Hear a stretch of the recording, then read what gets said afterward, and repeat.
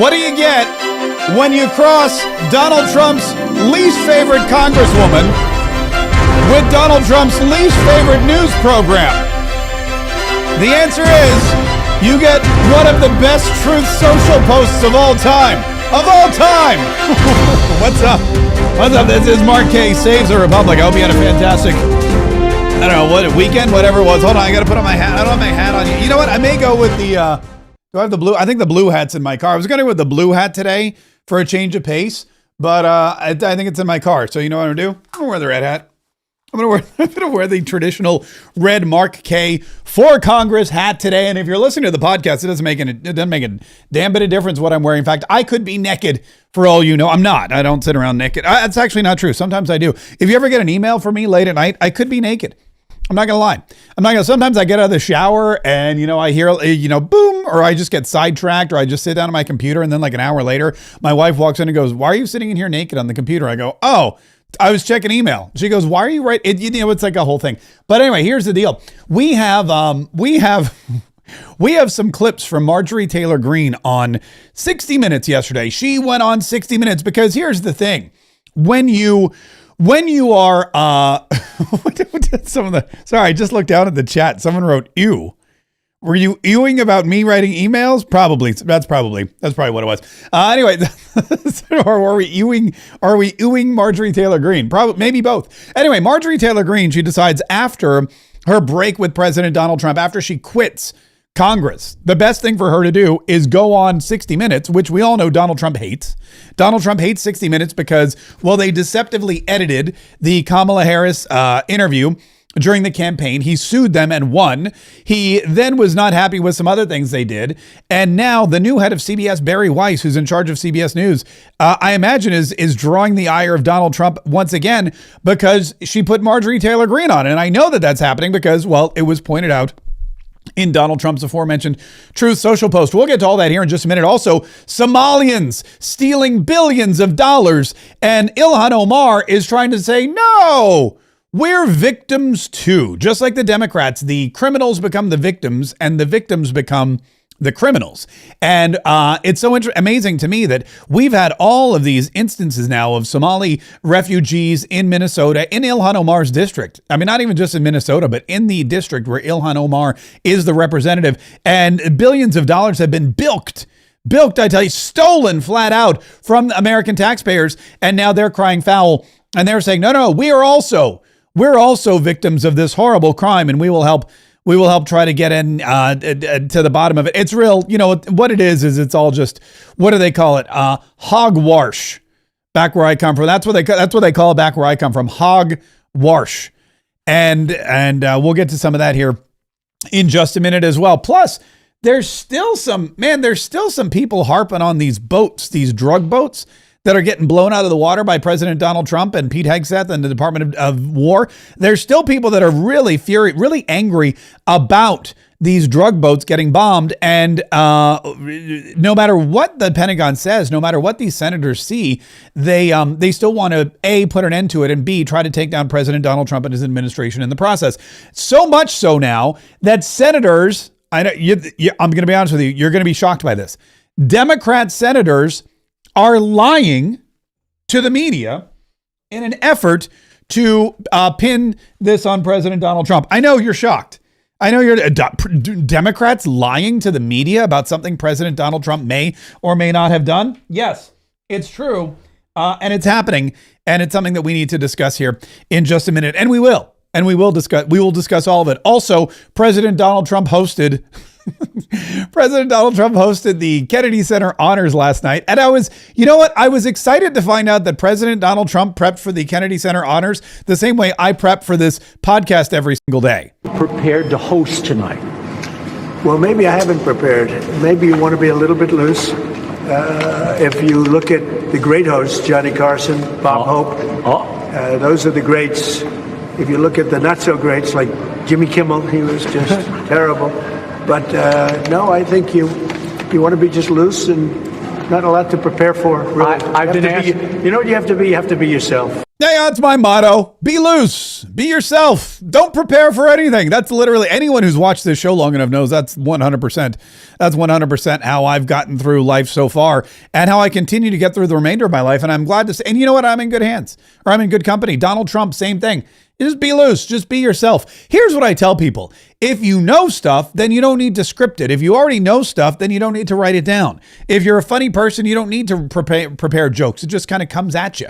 But, you know, some people aren't as talented as the president and I am. So, you know, they have to do some preparation. Jimmy Kimmel, for example, jumps to mind for sure. But that was Donald Trump last night. Not preparing to host the Kennedy Center honors. Listen, speaking of this podcast, make sure you subscribe because we are going. I'm amazed every single day that how much this podcast grows. We get more and more listeners downloading us on iTunes I always call it iTunes, but my daughter always points out it's Apple Podcasts. Fine. Apple Podcasts. We get a lot of people on Spotify. In fact, it's amazing. We're getting a lot more haters on Spotify. So I know that our reach is growing. Somebody posted on because you can comment and you can review, which we used to do a segment called Tuesdays Reviews Days, but people stopped reviewing. So I thought the opposite would happen. I thought if we did a segment called Tuesdays Reviews Days and we read the reviews on our podcast, I thought more people would review the podcast, but that didn't happen. It was actually the opposite. So I don't know, maybe we'll bring it back, maybe we won't, but people are commenting and I'm getting a lot more of the, "You're a fraud," kind of emails now. I'm getting a lot of the your lips are orange from kissing Donald Trump's butt. I get that kind of, which is weird because I don't know, like, does that turn your lips orange by kissing somebody's butt? Does the color of their butt come off on your lips? Is that like a thing? Like, I don't know. I don't know if that's a thing. But anyway, that's what people are saying now. So I know that because we're getting more hateful comments and rage-filled incendiary comments on the podcast, I know that we're growing. Also that I see the download numbers and they're just through the roof. Plus on YouTube and Facebook and Rumble and X and wherever you happen to be watching, make sure you subscribe, make sure you follow so that you'll get this content all the time. And we continue to grow. We continue to grow our content and push our content to various different places every single day. Let's start, shall we, with Marjorie Taylor Greene. I think it's a good place to start. Marjorie Taylor Greene from Georgia's 14th district for now, because we know that January 5th will be her last day in Congress. Why January 5th? Well, because that will solidify her in Congress as a congressperson for 5 years, and she will get her full pension for the rest of her life. Get her full pension, get her full benefits, get all the health insurance she needs. She'll be well taken care of. No problemos for MTG. And the reason why she's decided to quit is because, well, this whole thing with President Donald Trump has kind of exploded her position in MAGA, exploded her position in Congress, and really brought her to a crossroads. And she's decided to take the road that leads, well, back home. It wasn't a decision that I came to lightly, but it was a very important decision for myself and also for my family. It was sudden. It was sudden. But a lot of things changed. I stood for women who were raped when they were 14 years old, and the president that I fought for 5 years called me a traitor for that. And so that changed the landscape of things. So I'm going to ask you straight out. Mm-hmm. Did you surrender? Did Donald Trump run you out of town? No, not at all. Actually, Leslie, it's more like this, is I said in my statement, I will be no one's battered wife, and I meant it. And I won't allow the system to abuse me anymore. You really feel abused. You know, he did come after you pretty hard. He called you a lunatic, I'm quoting. He said all she does is complain, complain, complain in caps, and then he called you a traitor. So he hit you, whacked you. Yes, he did this in the same time span where President Trump brought in the al-Qaeda leader that was wanted by the U.S. government, who is now the president of Syria. Then within a week, he brought in the Crown Prince, MBS, who murdered an American journalist. And then he brought in the newly elected Democrat Socialist mayor of New York. That was the time span that he called me a traitor. Yeah. So she's there. She's comparing Donald Trump's meetings at the White House with various different That's weird. Meetings at the White House with various different leaders whom, you know, as the leader of the free world, you would expect it would be necessary for him to communicate with these people. And at the same time calling her a traitor and a liar and yada yada yada yada. So that's her grievance that she's and Leslie Stahl, by the way, I want you to keep in mind as you watch these clips, because Leslie Stahl does not like Marjorie Taylor Greene. This is not The View, okay? These women have not Leslie Stahl has not fallen in love with Marjorie Taylor Greene the way, you know, Joy Reid did or Sunny did. The women on The View saw an opportunity, or I think they decided that they were going to try and bring Marjorie Taylor Greene over to their side. They saw a glimmer of hope that she might start, you know, they had a common enemy now, President Donald Trump. That's really the number one enemy of every woman sitting around that table. And Marjorie Taylor Greene now has that common enemy, so they sought to find common ground. Leslie Stahl is not like that. Leslie Stahl still will always hate Marjorie Taylor Greene, will always look down on Marjorie Taylor Greene, as she will any Republican, because the folks at 60 Minutes and CBS are elitists. And Leslie Stahl feels like she is better than pretty much anyone she's ever sat down across from, except maybe Barack Obama or Bill Clinton or any of those other clown cases that I'll be honest with you, I don't know all of her. I don't know her entire history of interviews. But that was the big question. She said, look, what have you given in? Have you quit? Are you walking away? Are you surrendering? And she was trying to bait Marjorie Taylor Greene the entire time. You decided not to stay and fight. You decided to give in. After President Trump called me a traitor, I got a pipe bomb threat on my house, and then I got several direct death threats on my son. On your son? On my son. You say the president put your life in danger. You blame him. You say he fueled a hotbed of threats against me, and that you blame him for the threats against your son. The subject line for the direct death threats on my son was his words, Marjorie Taylor Greene. Those are death threats directly fueled by President Trump. I told him, I told J.D. Vance, I told them all, sent those directly to them. Response? J.D. Vance replied back to me, we'll look into it. I got response back from President Trump that I will keep private, but it wasn't very nice. Give us a hint of what the president said. It was extremely unkind. Her life is in danger? Who's that? Marjorie Taylor Greene, she says. Marjorie Taylor Greene. I don't think her life is in danger. Frankly, I don't think anybody cares about her. 4 more years.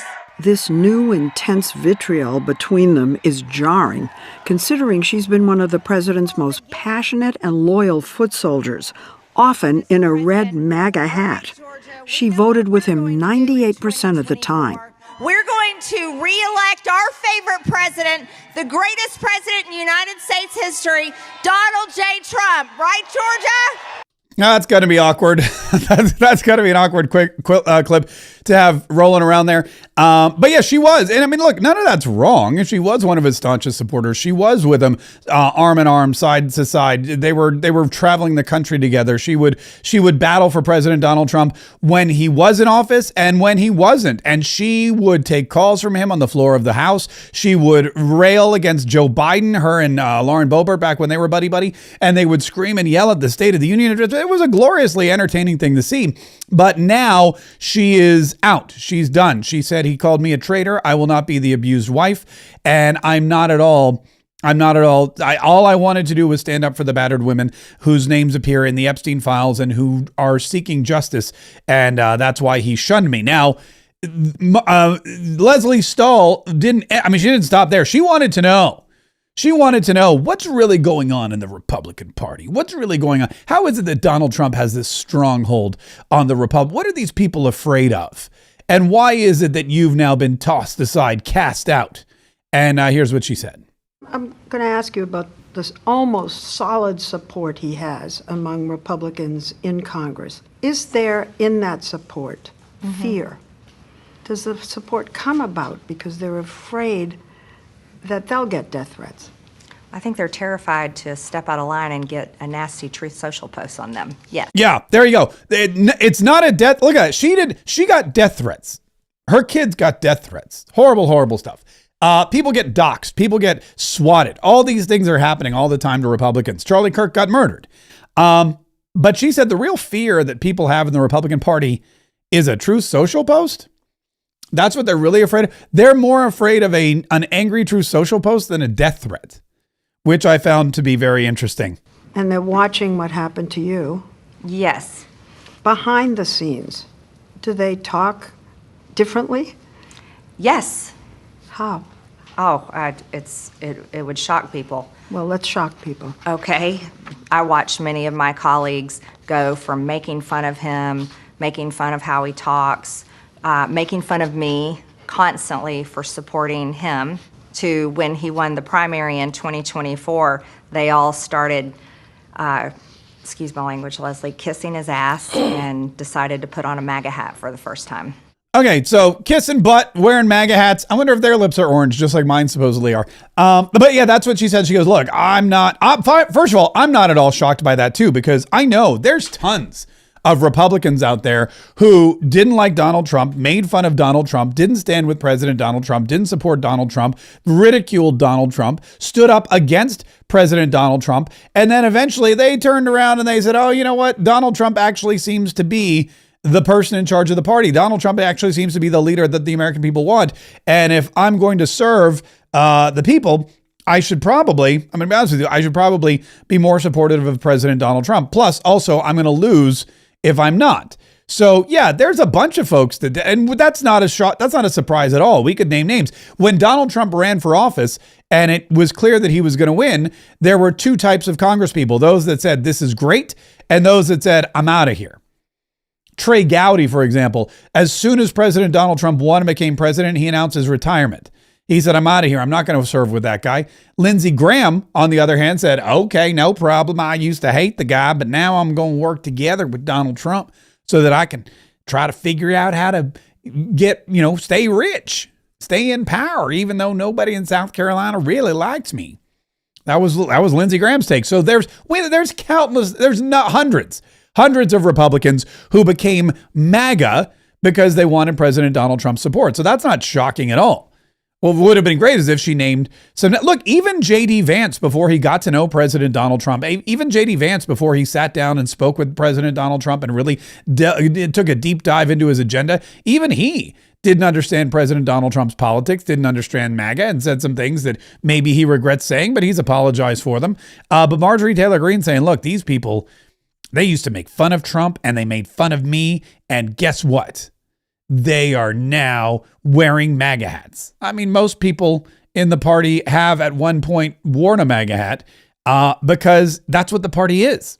The party is make America great again. The party is, secure borders and illegal immigration stopped and strong economies and military dominance and all those other things. That's what MAGA is. And that's what the Republican Party is, at least under President Donald Trump, because that's what the people voted for. And that's what it always comes back to.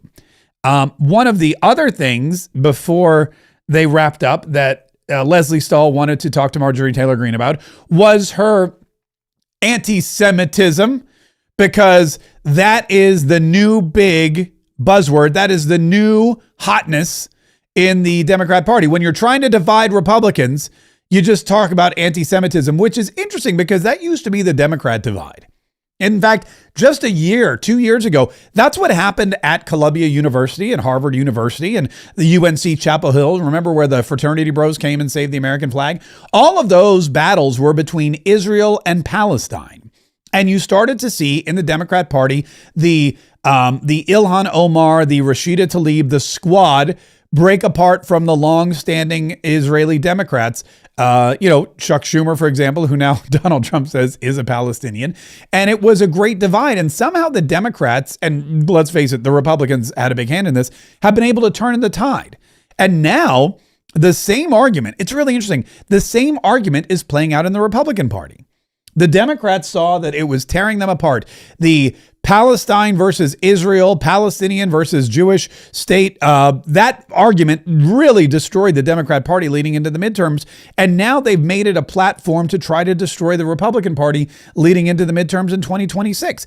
I don't know how they did it, but they're continuing to push it. So, of course, Leslie Stahl was going to ask Marjorie Taylor Greene about her quote-unquote anti-Semitism. Is there no value in having the United States Congress reaffirm the fact that they denounce anti-Semitism in the face of a growing issue, a growing problem? We don't have to get on our knees and say it over and over again when we Get on our knees? Yes, we do not have to get on our knees.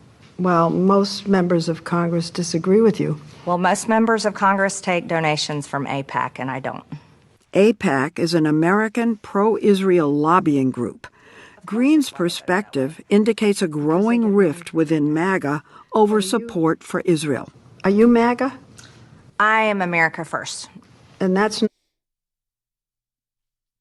not the same as MAGA. MAGA is President Trump's phrase. That's his political policies. I call myself America First. But you're not saying you're MAGA. I'm America First. Yep. God bless you, President Trump. Thank Almost you. overnight, she's gone from a close Trump friend to foe. Fee, fi, fo. Fum. She's no longer MAGA, Make America Great Again. She's America First, or AF. She's Amphi. She's Amphi. America First. Amfer. I don't know. We'll come up with something for it. Marjorie Taylor Greene. I guess it would just be AF. Just be AF. AF. Kiss my AF. I don't know what's happening. But there you go. And that, I believe, will probably be the swan song of Marjorie Taylor Greene.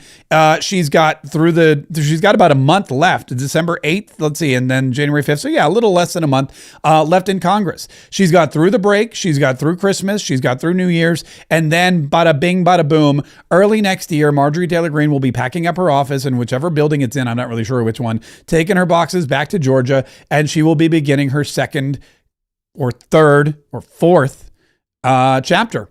And it will not involve politics because she's not running for anything. She's not running for Senate. She's not running for governor. And as far as we know, she's not running for president. But maybe that's all a lie. You know, sometimes Congress people lie. I know, it's shocking. Ilhan Omar is lying. I mean, Ilhan Omar is, not only is she lying, she's apparently stealing. Not only is she lying and stealing, but she's the kingpin, if you will, or would be a queen pin. If it's a woman, does it make it a queen pin? Or is it still a kingpin? I don't know. Ilhan Omar from Minneapolis, Minnesota is the kingpin of one of the largest welfare fraud con jobs we've ever seen in our history. Billions of dollars have been swindled from the American taxpayer into this welfare scheme where the Somali community, which guess what, is represented by Ilhan Omar, is supported by Jacob Frey, the mayor, and also Tampon Tim Walz.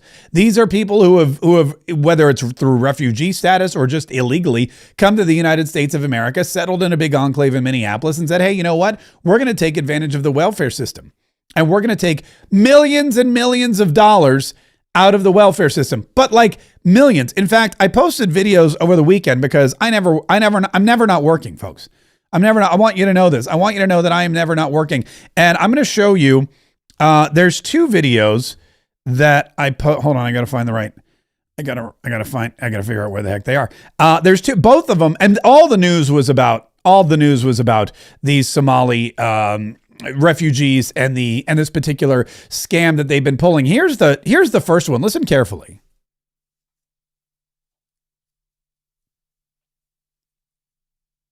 Okay. In the old days of 5 years ago, Congress people would just get rich with insider trading, but nowadays they get rich, just by stealing. Well, now investigators are tracking the web of fraud to other Minnesota Democrats, such as Congresswoman Ilhan Omar. Many of the suspects linked to the scheme live in her district, including a restaurant owner who hosted events for her. He has since been convicted of stealing $12 million in COVID funds. $12 million? Yeah, I bet whenever she goes there, Ilhan Omar gets all the free samosas she can eat. Thank you. I threw that threw that in.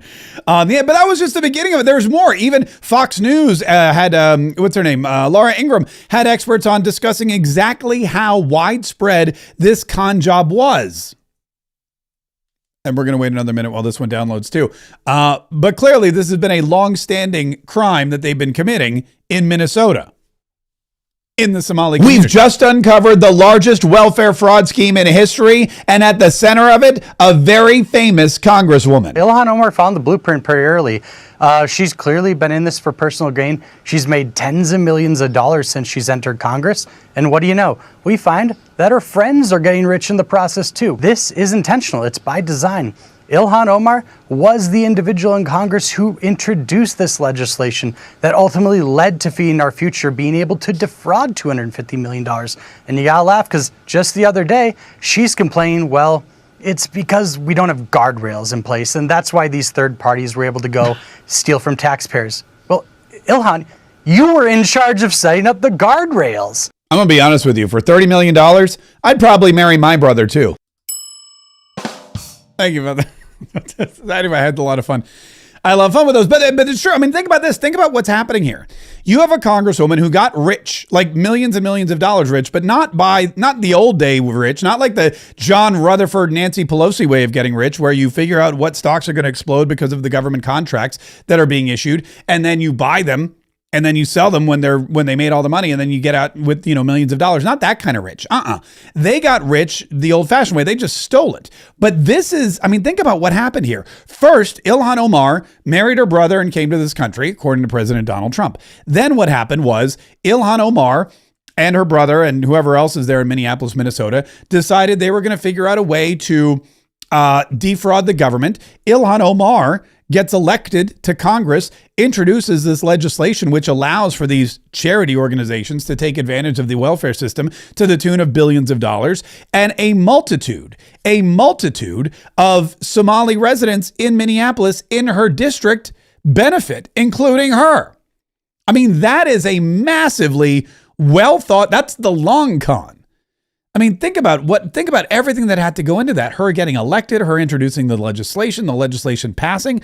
I have to imagine this is just one layer of a very, very stinky onion that we then have to unravel.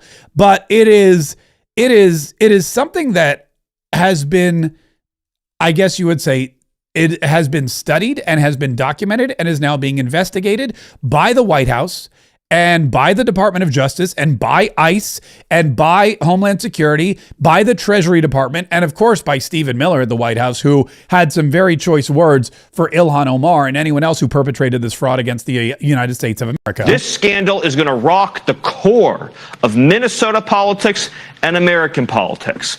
We are going to be able to show through whether it be willful blindness, whether it be deliberately turning the other way, or whether it be direct knowledge, we are going to show how Democrat politicians, Democrat bureaucracies, Democrat political systems, and the Somali refugee population ripped off the American people, stole countless taxpayer dollars, and engaged in scams that boggle the mind, scams that we can scarcely even conceive of or imagine in their brazenness.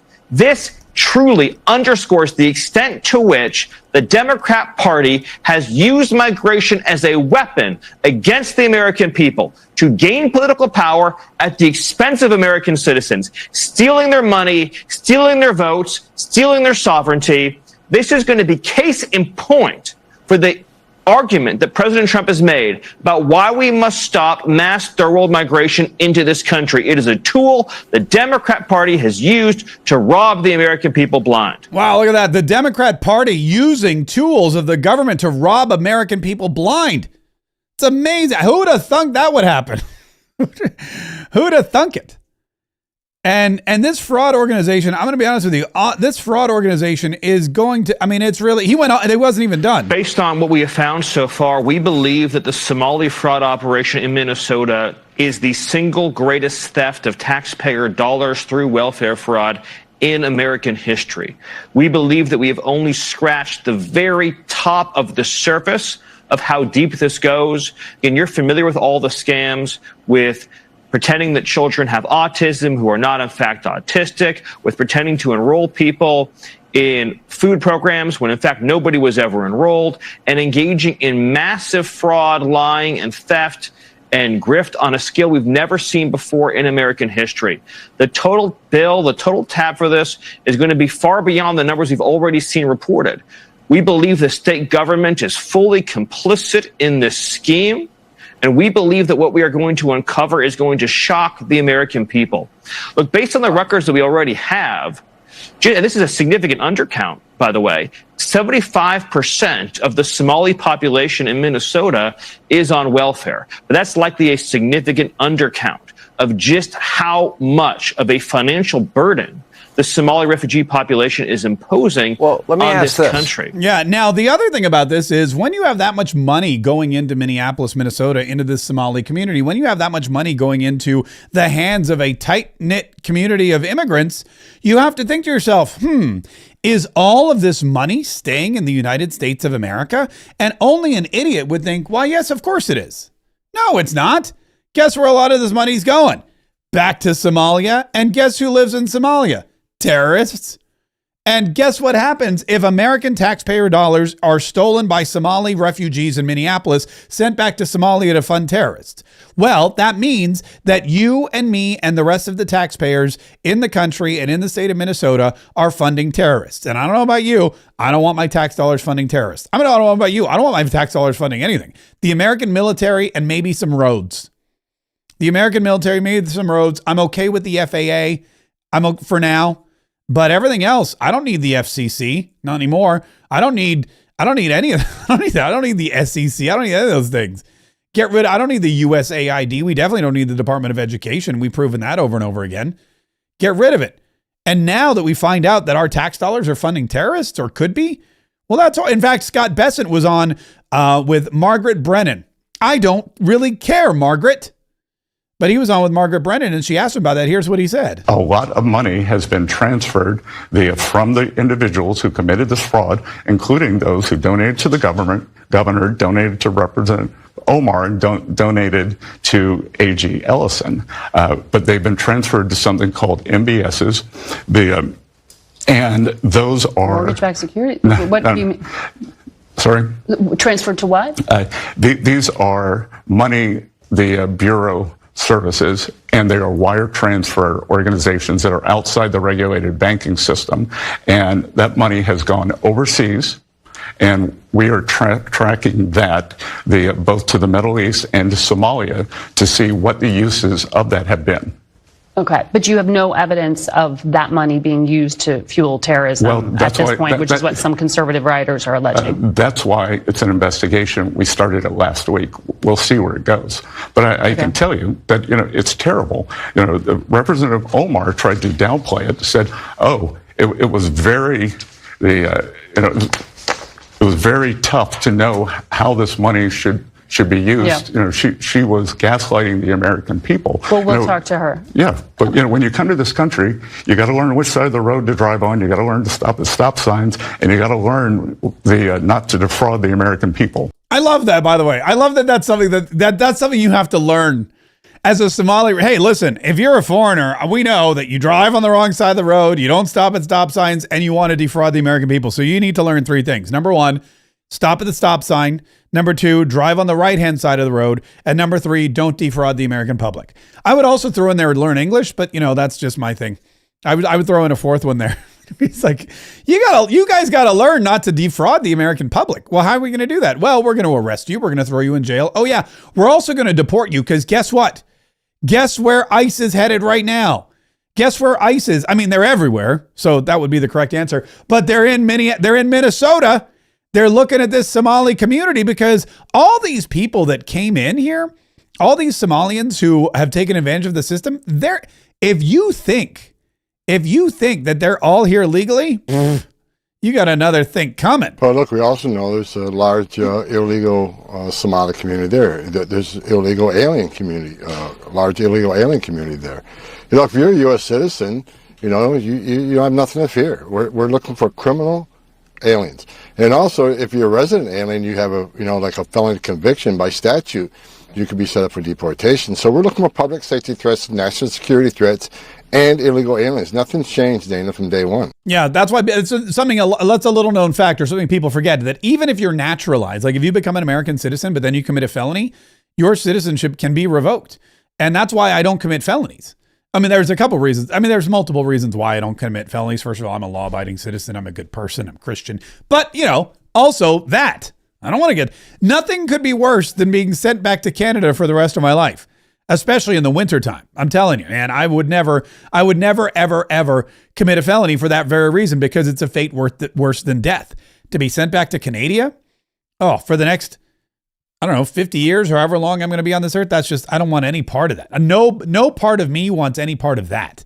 And that's one of the reasons. And also, I like to, I'm not a bad person.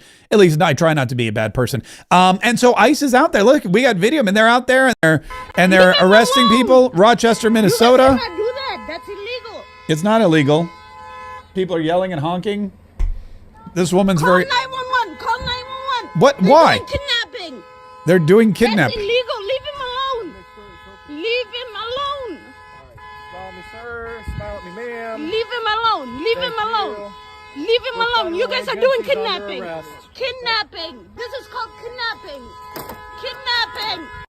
You guys are doing... First of all, there's so much I love about this clip. First of all, the fact that she goes, call 911, when literally, ICE is law enforcement.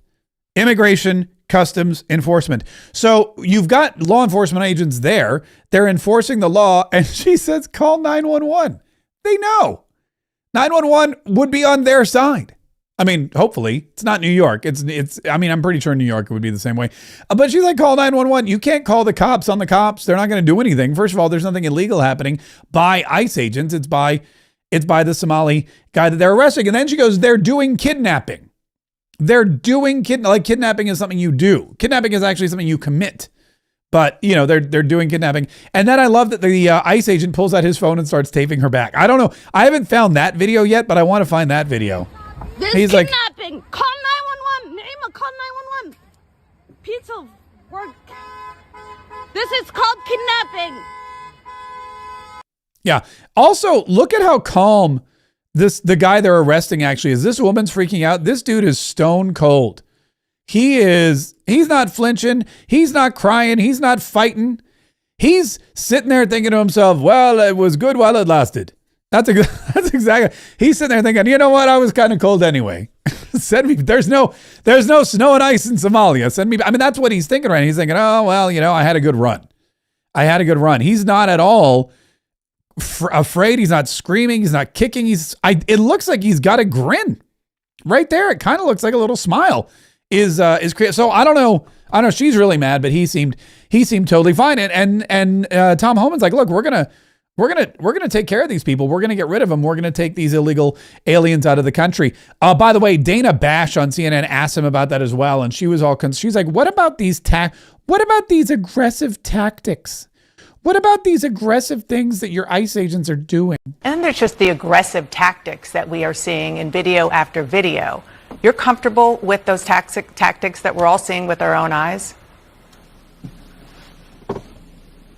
Look, threats on ICE officers are up 1,200%. They're being doxxed on social media. They're getting death threats every day. They've been attacked. They've been shot at.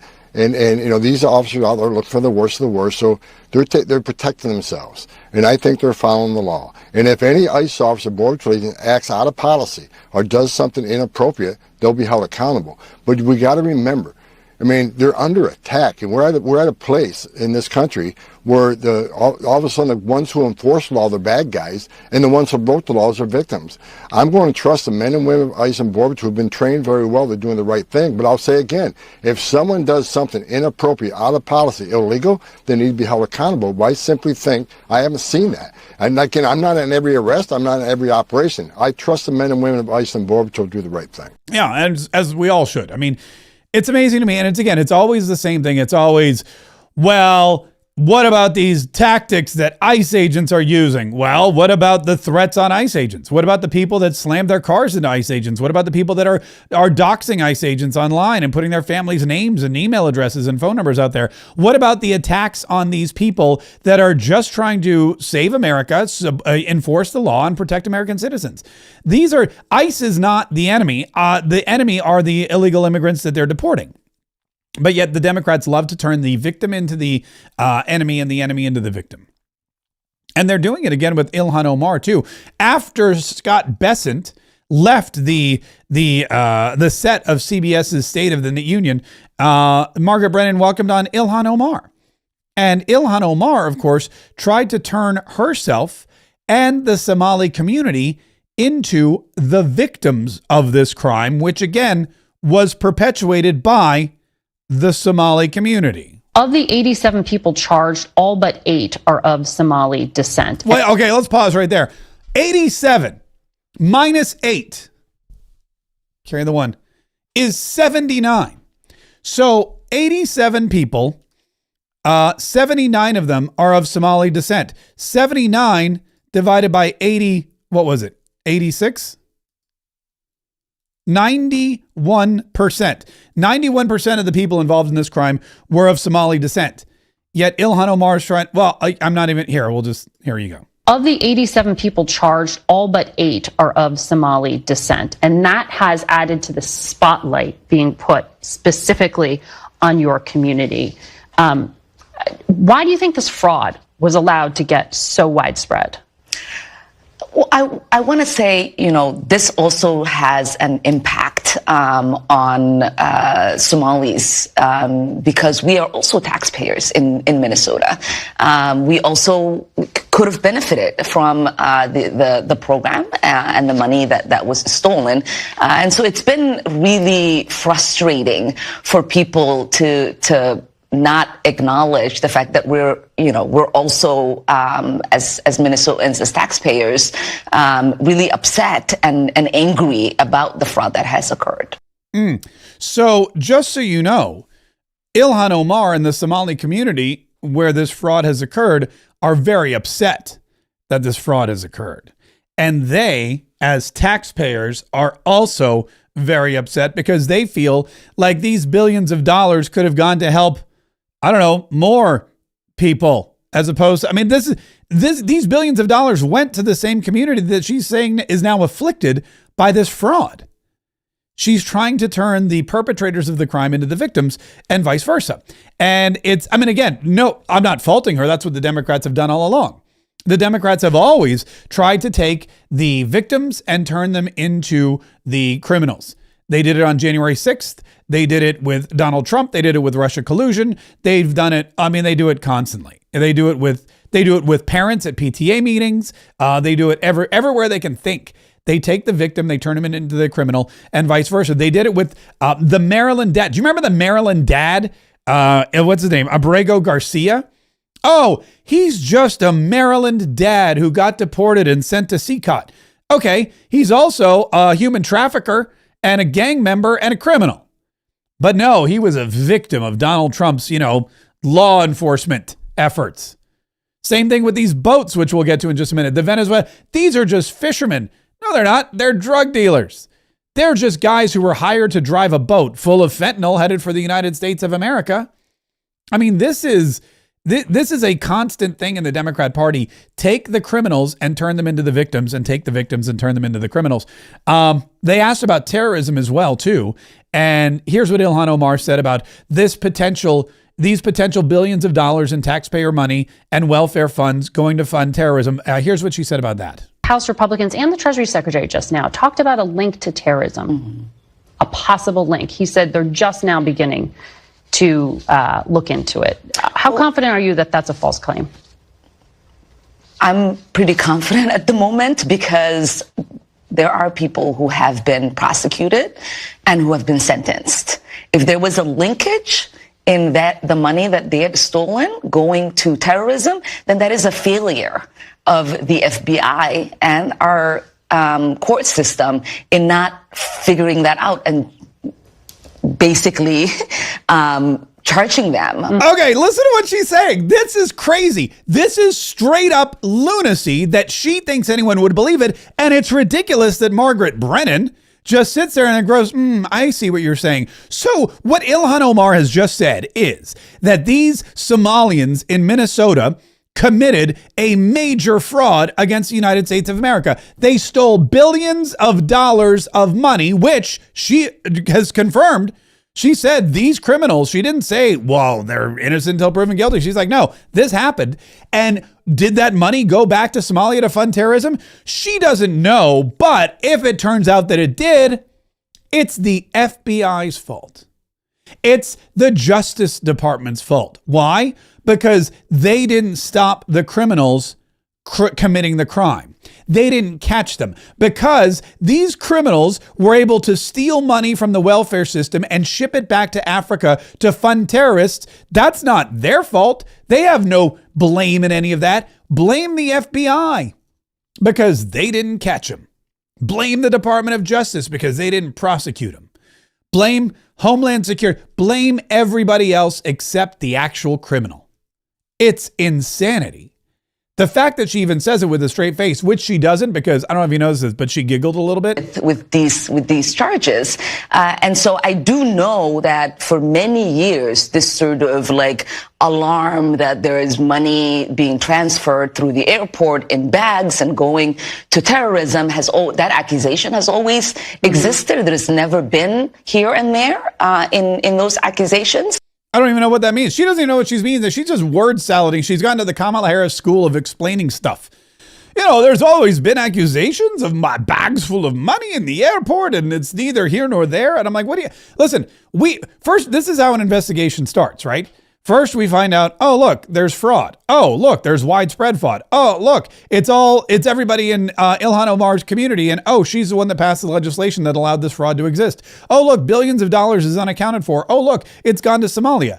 I mean, the investigation, as Scott Besson said, is a week old. And we've been able to uncover all of this in a week.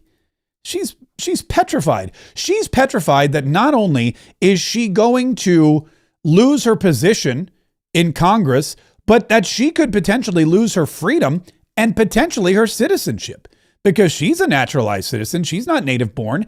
And if this fraud happens, if this is something that we find to be true, and this money was funneled back to Africa for use in terrorist activities, I mean, forget about it. It's game over. She's not going to be allowed back in this country. We know that because Donald Trump is the president. Marco Rubio is the Secretary of State. Tom Homan is in charge of ICE. Kristi Noem's in charge of the Department of Homeland Security. I don't really even know who denaturalizes somebody, but rest assured, Donald Trump's going to find out. Maybe it's the Secretary of Egg. Who? Mark K, you ask? Yeah, the Secretary of Egg. What's the Secretary of Egg, Mark? Oh, I'm glad you asked, person. Several times during her interview with Margaret Brennan, Ilhan Omar referenced the Secretary of Egg. And nobody really understands who she's talking about. The Secretary of Egg to the Secretary of Egg. What is the Secretary of Egg? Do we have an egg department? Is there an egg department? What does the egg department do? This is no joke, folks. Sorry. I cracked myself up. Sorry. The Secretary of Egg. This is a congresswoman who is not, and she's not a freshman congresswoman. This is her second or third term. She's a congresswoman. She serves in Minneapolis, Minnesota. She's in the United States government. She has access to top secret documents and files. And guess what? She doesn't even know that there's no Department of Egg or Secretary of Egg. Is there no value in having that's Marjorie Taylor Greene. Hold on, here's the egg. The Secretary of Egg to the Secretary of Egg. Yeah, the Secretary of Egg. I don't even know. You know how many departments there are in the Secretary of Egg, by the way? At least a dozen. Sorry. You know what's happening is the press is now scrambling to find out who the Secretary of Egg is. Yeah. All right. I'm done. I'm done with all that. I promise. What is, oh, I know this though. The Secretary of Egg is white. There you go. I promise you I'm done. Also, as most Democrats do, when Donald Trump attacked her and attacked her policies and attacked her hatred of the United States of America, she attacked him by saying he's obsessed with her. Of the 87 people charged, all but 8 are of Somali. We feel like there is an unhealthy obsession that he has on the Somali community, and an unhealthy and creepy obsession that he has with me. Okay, whenever a Democrat says Donald Trump has an unhealthy obsession with them or a group of people, what it means is Donald Trump is investigating a group of people. Donald Trump is wise to the crimes that a certain group of people have been committing. Donald Trump is hot on the trail of cracking the case that is going to send these people up the river. That's what that means. Donald Trump having an unhealthy obsession with Ilhan Omar and the Somali community is their way of saying, whoa, Donald Trump figured it out. And now we're cooked. And that is what has happened with AOC. AOC always said Donald Trump has an unhealthy obsession with her. Well, yeah, because there was a lot going on with AOC that we were trying to figure out. Now we know. It's all Democrats. Anytime a Democrat says there's an unhealthy obsession with the Republican Party or Donald Trump or the White House or the Department of Justice, it means they're trying to throw them off the track because they're close. They don't like the heat being on them, and so they're trying to get it off. It's not going to work this time. You know who it is? It's the Secretary of Egg is cracking down on Ilhan Omar. The Secretary of Egg to the Secretary of Egg. Yeah, that's a great one. That's what I want to be. I want to be the Secretary of Egg. I'm going to write to the White House and say, can I be the I eat a lot of eggs. I like eggs. People say eggs are high in cholesterol. I don't buy it. I think they're high in protein. They help me lose weight. They help me feel great. I get lots of energy. It's how I stay youthful. And egg is, to me, I'll be honest with you, I'll eat like 4 eggs for lunch. In fact, guess what I had for lunch today? 4 eggs. I could 100% be the Secretary of Egg. I'm gonna draft a letter to the White House as soon as I'm done here, and I'm gonna declare I'd like to be the secretary. Don't anybody do it, by the way. Don't anyone try it before me. I claim dibs. I got dibs on egg. That's my job. Secretary of Egg. That's gonna look good on my congressional resume too, because then they're gonna be like, what? Why do you feel you have the requirements or the skills to be a congressman? I'm gonna be like, oh, I served 9 months as the Secretary of Egg. Which would be in the egg department. Maybe that's at Publix or something. I don't even know. By the way, these boats, I got to tell you, these boats, it's crazy. Donald Trump and a lot of these Democrats, the Democrats are like, they're freaking out over these boats. Tom Cotton, he was in the closed door deposition last week. He saw the videos and he's been saying, look, I saw the videos. We heard from the admiral. There's nothing wrong with this procedure. This whole military operation was precise. It was accurate. It was within the scope of the law. And it was exactly what we needed to keep Americans safe. And the Democrats still don't buy it. So Tom Cotton's like, okay, I'll go on the Sunday shows. They were not incapacitated. They were not in the water, surviving only because they had a life jacket or hanging to a plank of wood. They were sitting on that boat. They were clearly moving around on it. That is in contrast, for instance, to another strike that Secretary Hegseth described just yesterday in October, in which you had 2 survivors who were in that state. They were essentially just dog paddling in the water. And what happened on that strike?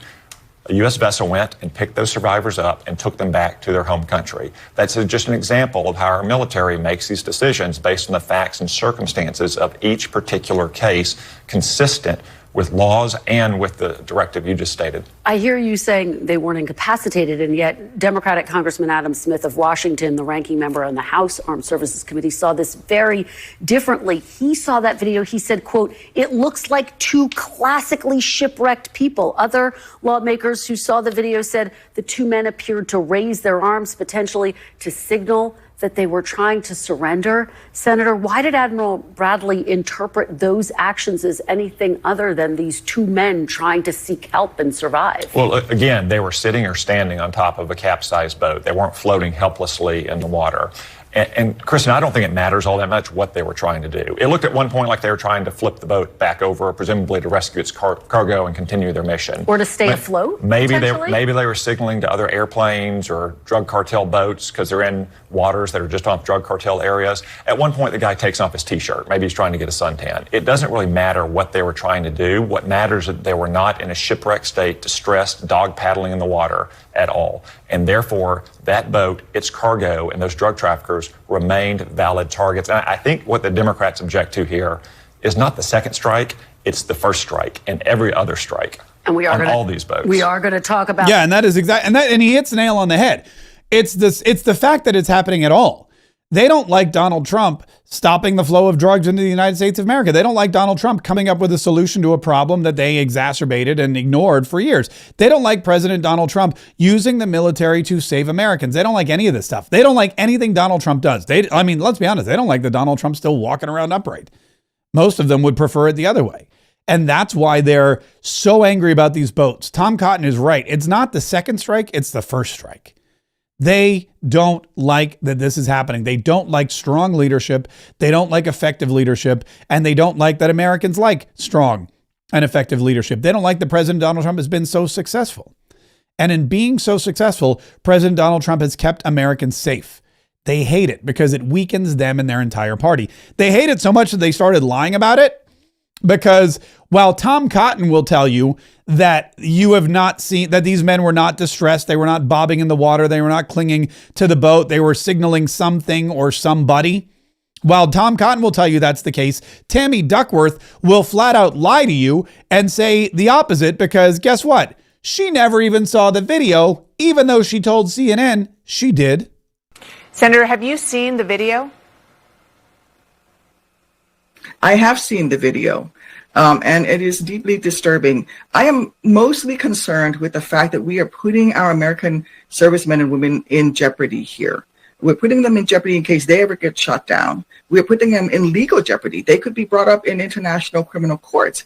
And so what we're doing here is taking those professionals or utmost professionals and putting them into harm's way. And that's what bothers me the most about what Pete Hegseth is doing. He is the least qualified Secretary of Defense in our nation's history, and he's very cavalier about doing things.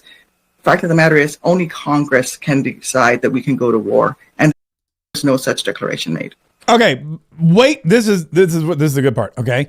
So Tammy Duckworth says she saw the video and it was deeply disturbing to her. But CNN's Dana Bash says, wait a minute, let me just clarify something. I just want to make sure that that I get this accurate. You have seen the classified video of this particular strike, the first strike, and then the double tap as it's known. No, I've just seen what's been available in the media. Okay. I've read the full report, but I've not seen the actual video. Okay. So Tammy Duckworth has not seen the video. She's not seen the double tap, which means she does not know what she's talking about. She's disturbed by the first video, which we can all see on X. She basically went on Twitter, she looked at the video and said, I'm deeply disturbed. And then she got on CNN and pretended like she's seen the entire classified thing. She doesn't know what she's talking about. She hasn't seen the video that Tom Cotton saw. She hasn't seen the video that everybody saw in the closed door report. She doesn't know exactly what's happening. She didn't see the guys on the boat waving their hands, signaling God knows who. I mean, think about this. If you are in that boat and you get bombed, you don't see what happened. There's no ship nearby. There's just a drone flying above head. You may not even witness the drone. They're signaling somebody. And it's probably somebody that they trust to get them out of that situation. And there's precedent for distressed criminal drug narco-terrorists to be rescued by the military. In fact, we have video of that. Has Tammy Duckworth seen that video? No. Why? Because it's not on X. If it's not on her Facebook feed, then she hasn't seen it. That's the kind of senator we get from, that's what we get from Illinois. Those are the kind of crack politicians we get from Illinois. I've seen the video. You have seen the video? No, I haven't seen the video. Wait, what? Also, she says only Congress can make a declaration of war. That is true, but guess what? This is not a declaration of war. This is This is drug traffic. This is what do you call it? A terrorist operation. This is keeping Americans alive. We're not at war with anyone. Donald Trump didn't declare war on any particular country or government. Cartels are not government. If you shoot a drug boat out of the water, that's not an act of war. That's an act of law enforcement. And Donald Trump is the chief law enforcement agent in the entire country. Nobody is higher ranked than President Donald Trump when it comes to law enforcement. And that's just, you could argue that with me, but there's really no point to. I wanted to play this by Senator Eric Schmitt, because this was also kind of funny. This was Eric Schmitt has become a very staunch ally of President Donald Trump and a mouthpiece for this particular issue. What's telling here is to try to imply that somehow President Trump is soft on drug smuggling is just ridiculous. It's totally ridiculous. He's provided border security like we've never seen before. And the fact is, these cartels now, because the southern border is closed, they've gone to the high seas. So President Trump is acting with his core Article 2 powers. No serious legal expert would doubt that the president has authority to blow narco-terrorists out of the water who are poisoning 100,000 Americans every year. If you watched the SEC championship game yesterday, the Big Ten championship game, combine those two stadiums with the number of people there, that's how many people are dying each and every year from the poison that's coming from these narco-terrorists. So the fact is, George, President Trump has been delegated the authority by Congress to designate terrorist organizations. He's done that. He sent a letter to Congress saying he was going to initiate these strikes. We've had regular briefings about it, including from Secretary of State Rubio, including from other high-ranking officials in the Department of Defense. He's executing those. And so now what we have now are Democrats who have such X-ray vision and clairvoyance that they know the intentions of narco-terrorists on boats, yet we're so blind to see that they had a president for 4 years that was operating as a vegetable in Joe Biden. So, forgive me if I'm a little skeptical that this isn't all about politics and trying to take out Secretary Hegseth. That's what this whole thing's been about, George. They didn't want him confirmed. They didn't want a realist in place. They didn't want to shift from their pet projects around the world and trying to build democracies in the sands of the Middle East by the barrel of a gun. We have core national interests at stake, the homeland in the Western Hemisphere, and the rise of China. That's what this administration is focused on. The Democrats are just upset about that, and they try to create some controversy each and every week, and it goes nowhere. So he's basically saying, look, you guys didn't care about Joe Biden being a vegetable, but now you care about Donald Trump doing what Senate has given him the authority to do. It is preposterous that there are, it's preposterous and also totally not at all shocking, that there are Democrats out there who are totally they know what's happening. They've been briefed on what's happening. Donald Trump has sent letters. He's not hidden it. This is not a surprise. The reason most people know about this is because President Donald Trump has posted videos of these drug boat operations and these drug boat executions online. They've been declassified by the Department of War. And it's amazing to me that there is this concerted effort now to try to say this is horrible, this is shocking, this shouldn't be happening, when everybody knew this was happening all along. Everybody knew this was going on. Everybody on the Democrat side and the Republican side. And on top of all of that, you also have President Donald Trump and the Department of War releasing video footage of the actual bombings, saying this is what we're doing. This is how we're making America safe again. This is the most transparent. Government we've ever had. And the Democrats are trying to tell you, I guess what, that they're lying about something. I did want to share this with you too. This is from Rand Paul, and Rand Paul posted on X because Rand Paul. Very libertarian, very constitutionalist. Sometimes he draws the ire of the president. He and Thomas Massie, all those Kentuckians. Rand Paul wrote something that I think everyone should pay attention to, because no matter what the Democrats tell you, this is factual. The Constitution is clear that Congress declares war, but it is also clear that the president is commander-in-chief, and limiting President Trump's power to position troops is unconstitutional. This legislation is meant to hamstring President Trump's constitutional powers, and I will vigorously oppose it. This is legislation that is going to try to limit President Donald Trump's ability to withdraw troops from Europe. Think about that. There is legislation, bipartisan legislation in the Congress to limit the commander-in-chief's ability to withdraw troops from Europe. Now, who puts the troops in Europe in the first place? The commander-in-chief. But to withdraw them, you would need congressional approval. They always yell and scream. Everybody in Congress always yells and screams that Donald Trump is trying to take powers away from Congress. Donald Trump is trying to be a dictator. The Democrats are always saying, we have no kings, blah, blah, blah, blah. Well, what is Congress trying to do but stymie the powers of the commander-in-chief? Take away the powers of the presidency as guaranteed by the Constitution of the United States of America. It's a ridiculous waste of time. It's unnecessary, and it is damaging not just to our safety, but the safety of Europe, the safety of Asia, the safety of the entire world, and of course, the safety of future generations. And we should not let today's Congress, especially since it's Republican controlled and led, supposedly, do anything at all that weakens the president's military power or power in any way, shape, or form, especially this president. Talk to me again when we have a Democrat in office. Hey, don't forget to subscribe to this channel. Don't forget to subscribe and let everybody know this content is amazing. If you want to leave us a review on Spotify or iTunes, maybe we'll bring back Tuesday Reviews Day when we get some. And if you want to share this with like-minded people, they will love you for it. You know, this is a great Christmas gift. Turn somebody on to, I was talking to, there's a woman who, I'm not going to say her name because she's going through some stuff, but there's a woman who's going to be joining our Gain community very shortly. She's interested in creating her own show, and I'm going to help her with that because that's what we do in the Gain community. And if you need any information, let me know and we'll get you involved. But she's going through a divorce, and she said, you know, I started listening to you because you know, I loved what you said, and you were on the radio, and it was amazing. And I got my husband into you, and my husband got his entire family into you, and everything was going great. They're getting divorced now, but hey, that's neither here nor there. At least they had a great time while they were together listening to Mark Kaye Saves the Republic. So if you have family that is like-minded, if you have friends that are like-minded, and most importantly, if you have family and friends who think the opposite, then definitely send them a link to this show. Send them a link to this program in any way, shape, or form, whether it's the podcast link or a video, because the people that think like you and act like you and are made of the same moral values and are guided by the same moral compass as you, they're going to love that you shared this content with them, and they're going to thank you, and they're going to think you're cool and patriotic, and they're going to remember that.